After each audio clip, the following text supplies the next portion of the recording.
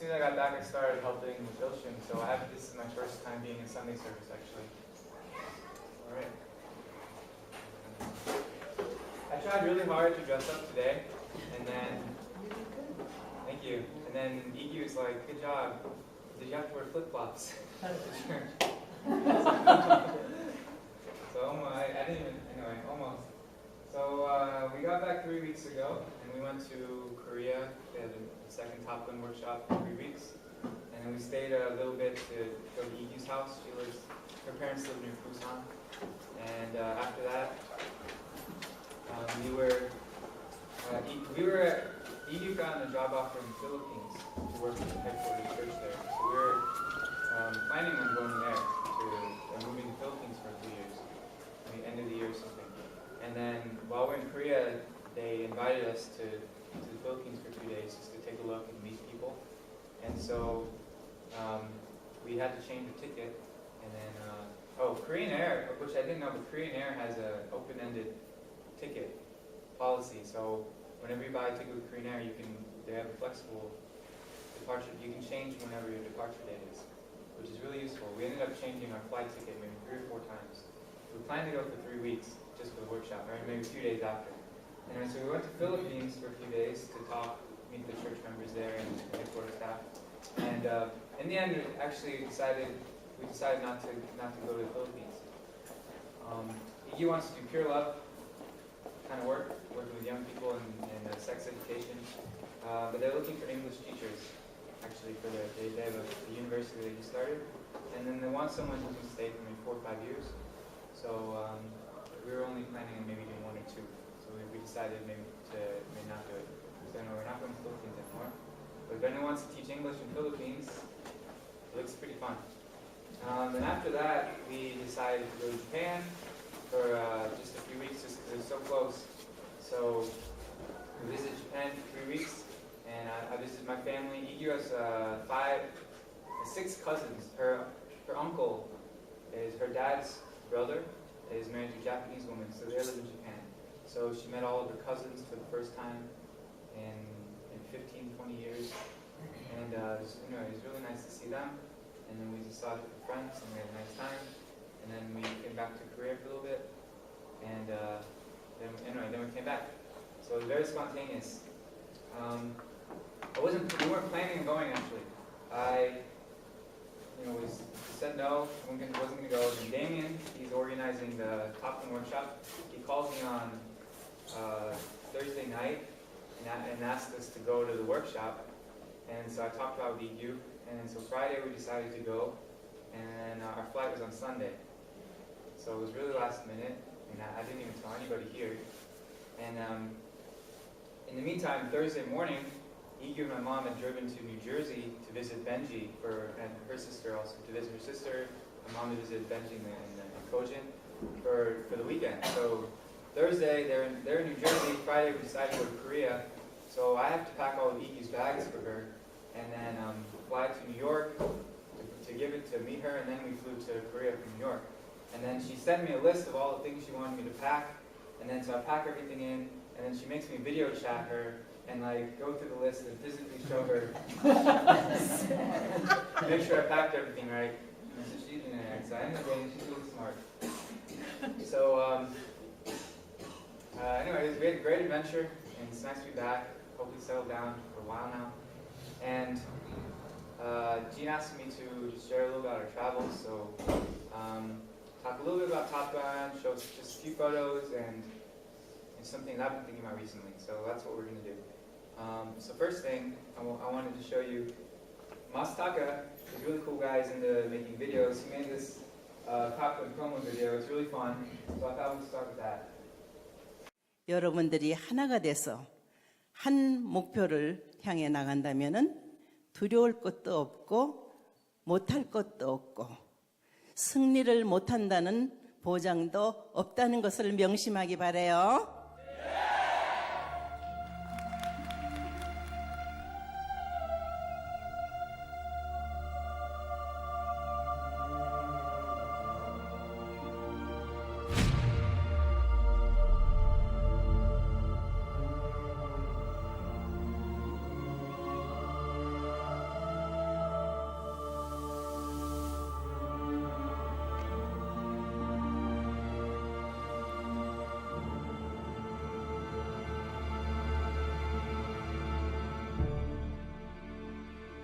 There's a disturbance in the force. A great awakening must happen now. Some of our young Jedi are being pulled to the dark side.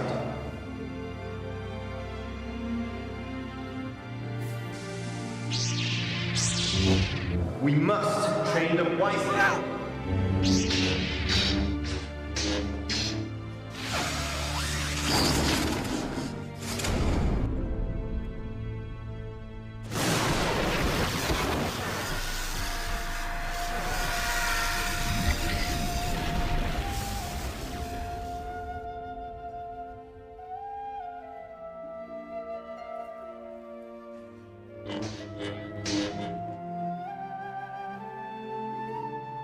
"28 nations are represented.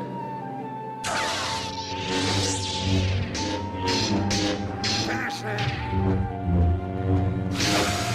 Kill him!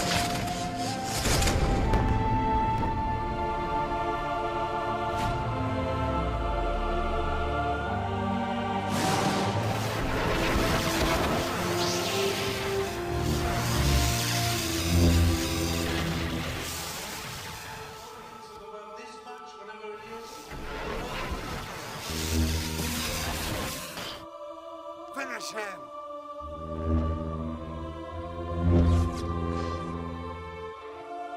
We must train them wisely, and I need the full support of the Council.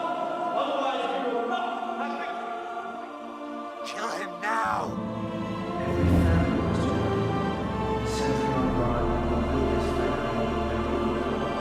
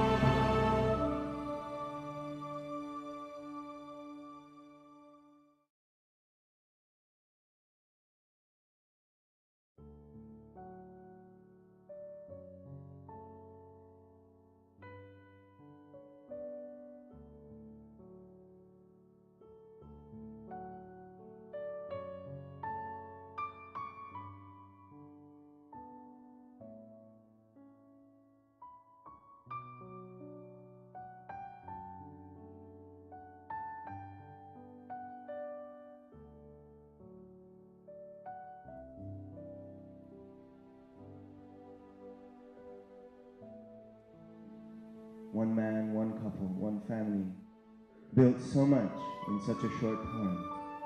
And only with the power of heaven could we accomplish so many things, Heavenly Parent. We pray that we can taste, that we can be a part, and that we can join in that kind of incredible power, incredible energy of life and truth that Mother desperately wants to revive the movement with, Heavenly Parent.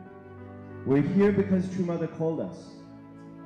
We're here from 26 nations. With just a short time, we answered the call to be here, to buy a plane ticket, to come here. Many of us for the first time, not knowing even how we're going to arrive from the airport, or where we go, or which mountain to cross.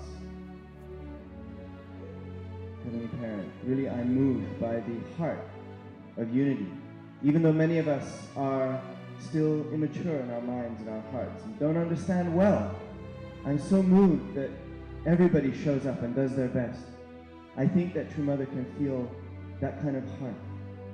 These kind of children coming home, Heavenly Parent, asking for forgiveness and asking for the blessing that we can multiply back in our own nations, Heavenly Parent. Because even though we stand here as children, when we return home, we have to remember, many of us have to take the position of parent. Many of us have to take the position to lead an entire nation.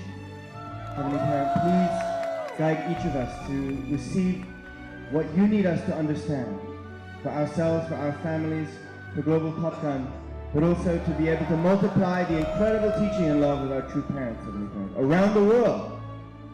And True Mother gives us guidance from time to time. This evening,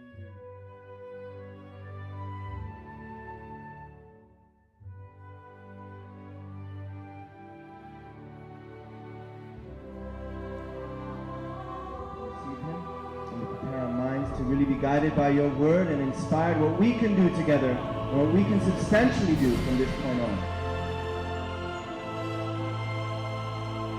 We ask that you can be with us in this closing session of today. We're so grateful that we could all come back safely and that we can be here as one.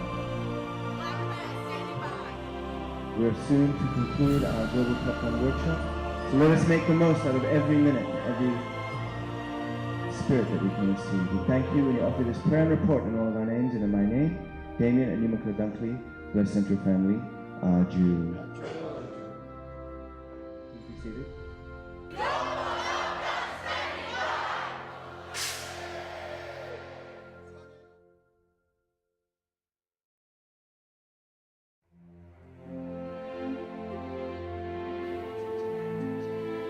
Are you ready?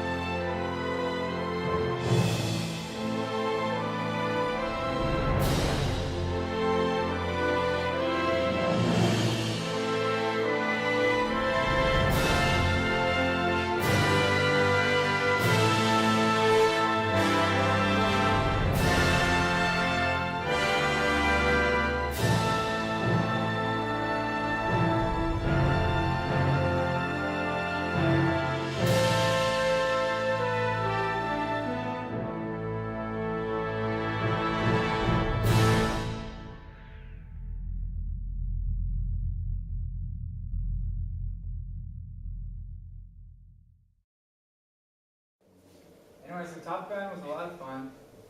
Just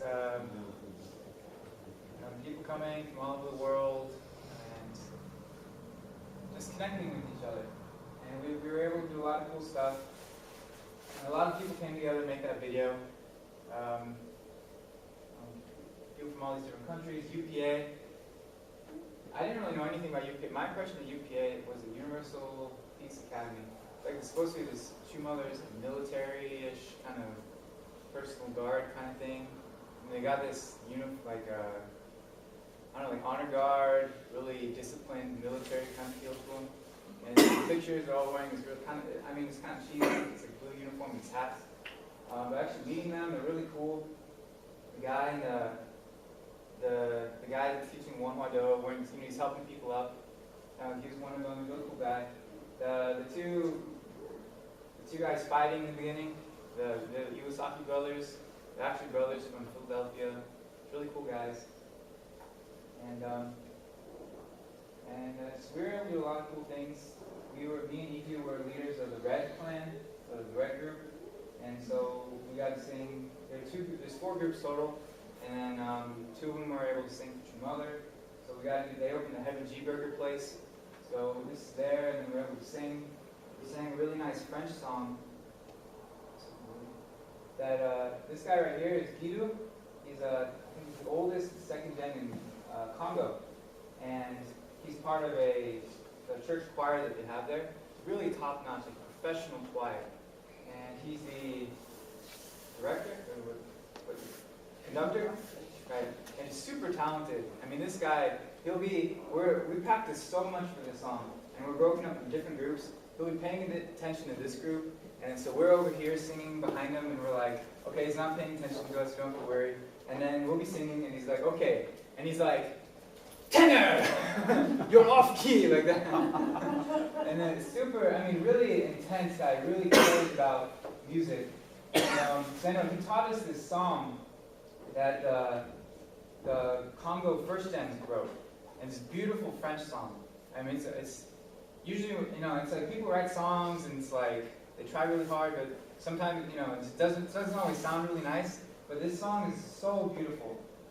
And so we all learned the song in French, and it's got the different parts. There's like, there's bass, tenor, and soprano, and one other group I don't remember. And then so we all sang the song, and then it was really cool. And then they fed us hamburgers. We got to have hamburgers with your mother. So I mean, I took this picture. We were like 10 feet away and watching your mother eat hamburgers. It was really funny. And then I was able to take a picture, and there's your mother in the background up there. And it was a lot of fun. And then met some familiar faces, right, and at the blessing. Yay! And then after that, we went to Japan, got to see Joe. This is at Fujisan, and the weather was too bad, so we weren't actually able to go any really high at all. So this is like just on the road. There's a bathroom, and it's like the first checkpoint. That's as far as we were able to go. And then we saw some good friends, and they took us out to. What's this place called? Nico. Yeah, Nico. So if everyone knows Nico, it's like a super nice vacation spot. And then we had like super real sushi. And it's not like, in America, like fast food kind of thing. This is like, it's like, I'm gonna take this fish, I'm gonna kill it and put it on a plate for you kind of thing. It was super nice. We just had a really good time. And so, some things I learned. One of the things I took away from Top Gun was a big emphasis was on tribal messiahship. What is that? And one thing that really changed my perception of what that means and what it is. We always hear about tribal messiahship, and for me it's this really abstract. It's like basically the witnessing. You're supposed to get a certain amount of people, get them to go to a blessing, and get a certain amount of people to hit each other with sticks, and lightheartedly to get blessed, right, and have them bless other people. And it didn't really matter to me so much. And I didn't really know what it meant. So we talked about what's a tribe, what it means to build a tribe more at the workshop. And basically for me it became something that, that sounds like something I'd like to do. I want to be part of that. And so last night I spent some time Googling how to build a tribe. And apparently it's something that a lot of people are really into. And I found this really interesting video on YouTube about building tribes. So we'll watch that. And I'll share some ideas. So sometimes I get invited to give weird talks. I got invited to speak to the people who dress up in big stuffed animal costumes to perform at sporting events.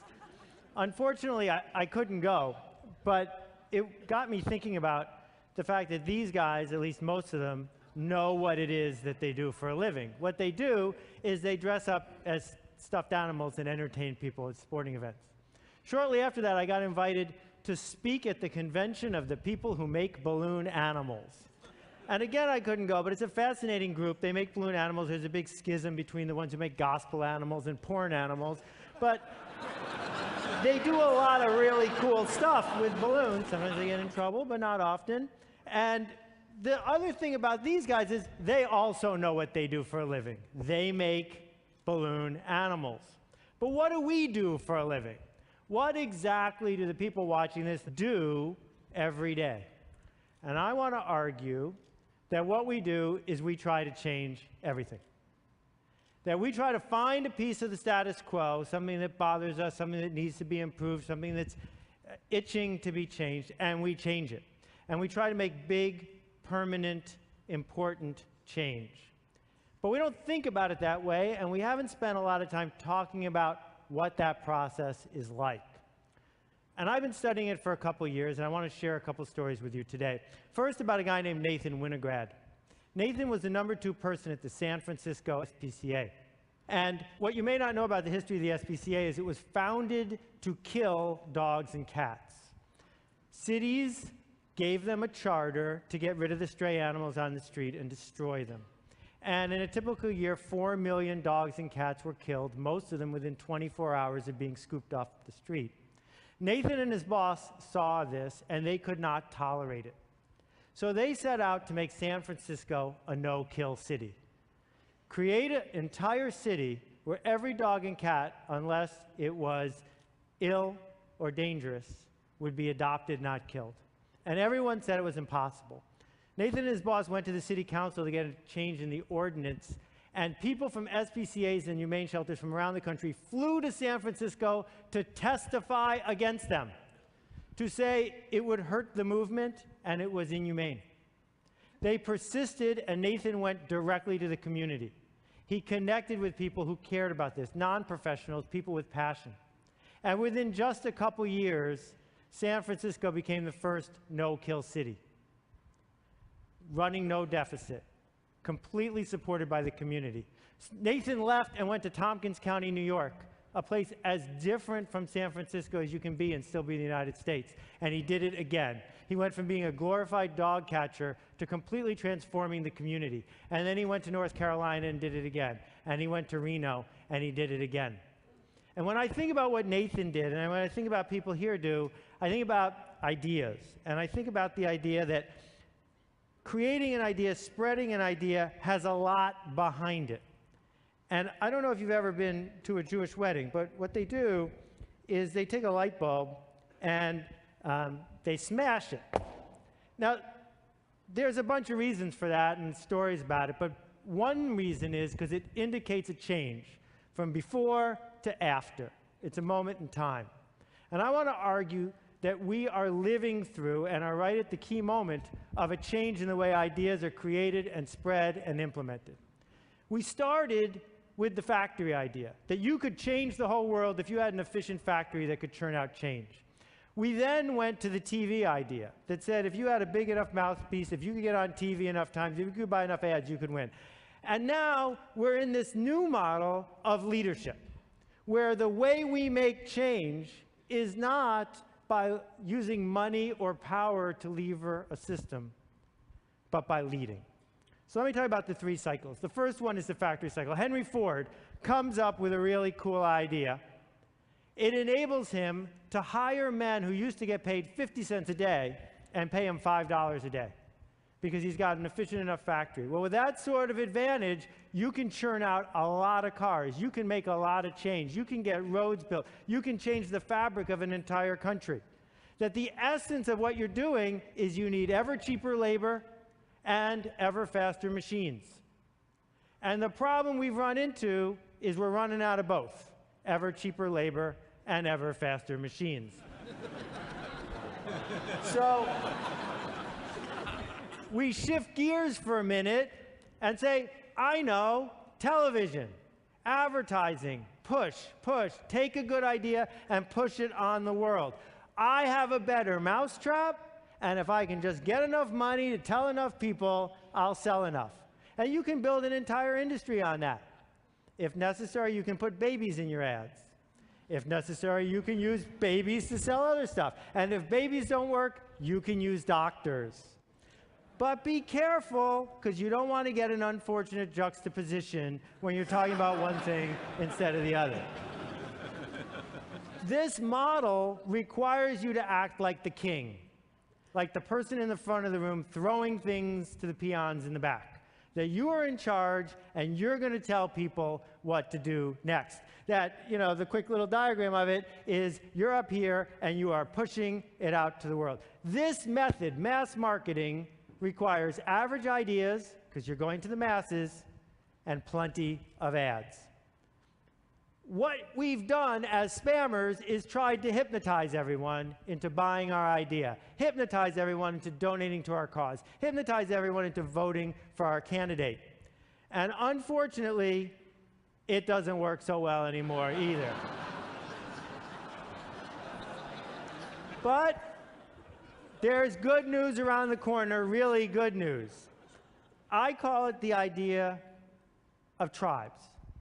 What tribes are is a very simple concept that goes back 50,000 years. It's about leading and connecting people and ideas. And it's something that people have wanted forever. Lots of people are used to having a spiritual tribe or a church tribe, having a work tribe, having a community tribe. But now, thanks to the internet, thanks to the explosion of mass media, thanks to a lot of other things that are bubbling through our society around the world, tribes are everywhere. The internet was supposed to homogenize everyone by connecting us all. Instead, what it's allowed is silos of interest. So you got the red hat ladies over here, you got the red hat triathletes over there.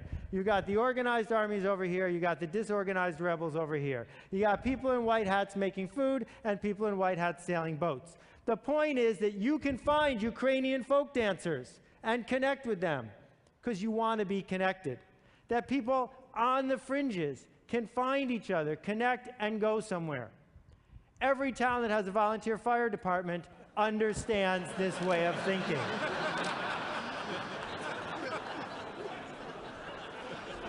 Now, it turns out this is a legitimate non-photoshopped photo. People I know who are firemen told me that this is not uncommon and that what firemen do to train sometimes is they take a house that's going to be torn down and they burn it down instead and practice putting it out, but they always stop and take a picture. So, you know, the pirate tribe is a fascinating one. They got their own flag, they got the eye patches. You can tell when you're running into someone in a tribe. And it turns out that it's tribes, not money, not factories, that can change our world, that can change politics, that can align large numbers of people. Not because you forced them to do something against their will, but because they wanted to connect.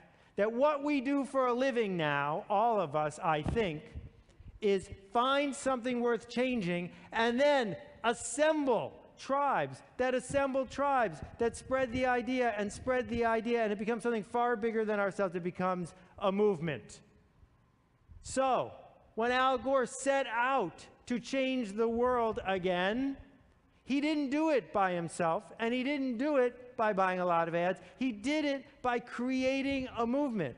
Thousands of people around the country who could give his presentation for him, because he can't be in 100 or 200 or 500 cities in each night. You don't need everyone. What Kevin Kelly has taught us is you just need, 1,000 true fans. 1,000 people who care enough that they will get you the next round and the next round and the next round. That means that the idea you create, the product you create, the movement you create isn't for everyone. It's not a mass thing. That's not what this is about. What it's about instead is finding the true believers. It's easy to look at what I've said so far and say, wait a minute, I don't have what it takes to be that kind of leader. So here are two leaders. They don't have a lot in common. They're about the same age, but that's about it. What they did, though, is each in their own way created a different way of navigating your way through technology. So some people would go out and get people to be on one team, and some people would get people to be on the other team. It also informs the decisions you make when you make products or services. You know, this is one of my favorite devices. But what a shame that it's not organized to help authors create movements. What would happen if when you're using your Kindle, you could see the comments and quotes and notes from all the other people reading the same book as you in that moment, or from your book group, or from your friends, or from the circle you want? What would happen if authors or people with ideas could use version 2, which comes out on Monday, and use it to organize people who want to talk about something? Now, there's a million things I could share with you about the mechanics here, but let me just try a couple. The Beatles did not invent teenagers. They merely decided to lead them. That most movements, most leadership that we're doing is about finding a group that's disconnected but already has a yearning, not persuading people to want something they don't have yet. When Diane Hatz worked on the Matrix, her video that spread all across the internet about the way farm animals are treated. She didn't invent the idea of being a vegan. She didn't invent the idea of caring about this issue, but she helped organize people and helped turn it into a movement. Hugo Chavez did not invent the disaffected middle and lower class of Venezuela. He merely led them. Bob Marley did not invent Rastafarians. He just stepped up and said, "Follow me." Derek Sivers invented CD Baby, which allowed independent musicians to have a place to sell their music without selling out to the man, to have a place to take the mission they already wanted to go to and connect with each other. What all these people have in common is that they are heretics. That heretics look at the status quo and say, this will not stand. I can't abide this status quo. I am willing to stand up and be counted and move things forward. I see what the status quo is. I don't like it. That instead of looking at all the little rules and following each one of them, that instead of being what I call a sheep walker, somebody who's half asleep, following instructions, keeping their head down, fitting in, every once in a while, someone stands up and says, not me. Someone stands up and says, this one's important. We need to organize around it. And not everyone will. But you don't need everyone. You just need a few people who will look at the rules, realize they make no sense, and realize how much they want to be connected. So Tony Hsieh does not run a shoe store. Zappos isn't a shoe store. Zappos is the one, the only, the best there ever was, place for people who are into shoes to find each other, to talk about their passion, to connect with people who care more about customer service than making a nickel tomorrow. It can be something as prosaic as shoes and something as complicated as overthrowing a government. It's exactly the same behavior, though. What it requires, as Geraldine Carter has discovered, is to be able to say, I can't do this by myself, but if I can get other people to join my climate ride, then together we can get something that we all want. We're just waiting for someone to lead us. Michelle Kaufman has pioneered new ways of thinking about environmental architecture. She doesn't do it by quietly building one house at a time. She does it by telling a story to people who want to hear it, by connecting a tribe of people who are desperate to be connected to each other, by leading a movement and making change. And around and around and around it goes. So 3 questions I'd offer you. The first one is, who exactly are you upsetting? Because if you're not upsetting anyone, you're not changing the status quo. The second question is, who are you connecting? Because for a lot of people, that's what they're in it for. The connections that are being made one to the other. And the third one is, who are you leading?